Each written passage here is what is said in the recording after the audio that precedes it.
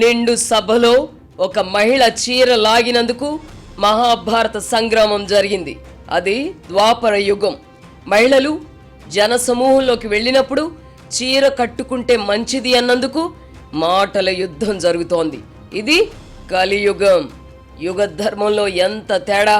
మహిళల కట్టు బొట్టు వస్త్రధారణపై సినీ నటుడు శివాజీ చేసిన వ్యాఖ్యలపై ప్రస్తుతం తెలుగునాట మాటల యుద్ధం జరుగుతోంది. శివాజీ చెయ్యరాని తప్పు చేసినట్టుగా కొంతమంది అభినవ కందుకూరి వీరేశలింగం పంతుళ్ళు మహిళల తరపున వత్తాసు పలుకుతున్నారు. సమాజంలో అత్యధికులు శివాజీకి మద్దతుగా నిలిచారు. మొత్తంగా సోషల్ మీడియాలో ఇది ఒక ప్రధాన అంశంగా మారింది. ఒక ప్రారంభోత్సవ కార్యక్రమానికి చిట్టిపొట్టి దుస్తులతో వచ్చిన సినిమా నటి నిధి అగర్వాల్ అభిమానుల అత్యుత్సాహం వల్ల ఇబ్బంది పడ్డారు. ఆ సంఘటనను దృష్టిలో ఉంచుకొని మహిళల వస్త్రధారణపై నటుడు శివాజీ కొన్ని వ్యాఖ్యలు చేశారు. జన సమూహంలోకి వెళ్ళినప్పుడు సినిమా హీరోయిన్లు ఒళ్ళు కనబడకుండా చీర కట్టుకుంటే హుందాగా ఉంటుందన్నది ఆయన అభిప్రాయం. సినిమా అంటేనే గ్లామర్ ఫీల్డ్. ప్రారంభోత్సవాలకు పెద్ద మొత్తంలో డబ్బు చెల్లించి హీరోయిన్లను పిలిచేది కూడా గ్లామర్తో వారు ప్రజలను ఆకర్షిస్తారనే. ఈ క్రమంలో కొన్ని అపశృతులు చోటు చేసుకుంటున్నాయి. తాజాగా నిధి అగర్వాల్, సమంత వంటి వారు అభిమానుల అత్యుత్సాహంతో ఇబ్బంది పడ్డారు. దీంతో హీరోయిన్లు ఇబ్బంది పడకూడదంటే వస్త్రధారణ విషయంలో జాగ్రత్తగా ఉండాలని సినీ నటుడు శివాజీ ఉచిత సలహా ఇచ్చారు. అంతే, మేము ఎలాంటి దుస్తులు ధరించాలో చెప్పడానికి నువ్వెవరు అంటూ కొంతమంది సినిమా పరిశ్రమకు చెందిన మహిళలు మండిపడ్డారు. వారికి మద్దతుగా నాగబాబు, ప్రకాష్ రాజ్ వంటి అభినవ వీరేశలింగం పంతుళ్ళు నోరు విప్పారు. వస్త్రధారణ విషయంలో మహిళలను కట్టడి చేయడం ఏమిటి? ఎటువంటి దుస్తులు ధరించాలో నిర్ణయించుకునే హక్కు మహిళలకు లేదా అని మండిపడ్డారు. పురుషుల వక్ర సంకుచిత దృష్టికి ఇదే నిదర్శనమని నిందించారు. మహిళా సాధికారత అంటే అంగాంగ ప్రదర్శనే అన్నట్టుగా శివాజీని విమర్శించిన వాళ్ళు మాట్లాడారు.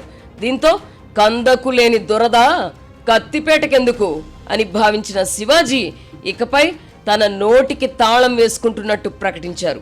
ఈ మొత్తం ఎపిసోడ్లో ఎవరు తప్పు ఎవరు ఒప్పు అని తేల్చడం ఎలా?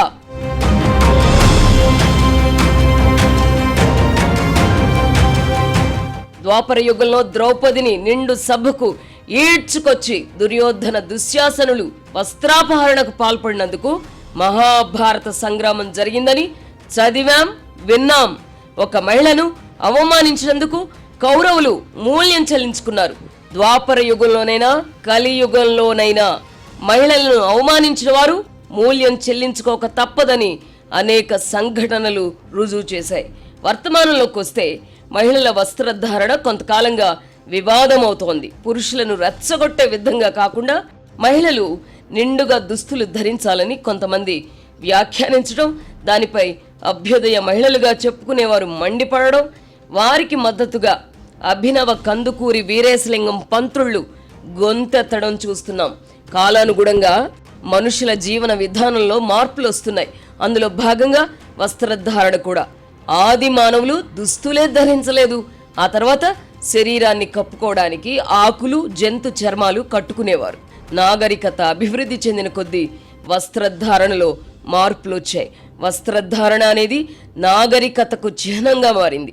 మన దేశంలో పురుషులు పంచెలు కట్టుకోవడం, మహిళలు చీరలు కట్టుకోవడం సంప్రదాయంగా చాలా కాలం పాటు పరిఢవిల్లింది. ఈ క్రమంలో వృత్తులలో మార్పులు వచ్చాయి. మరింత సౌకర్యవంతంగా ఉండడం కోసం పురుషులు పంచెకట్టుకు స్వస్తి చెప్పి ప్యాంట్లు ధరించడం మొదలుపెట్టారు.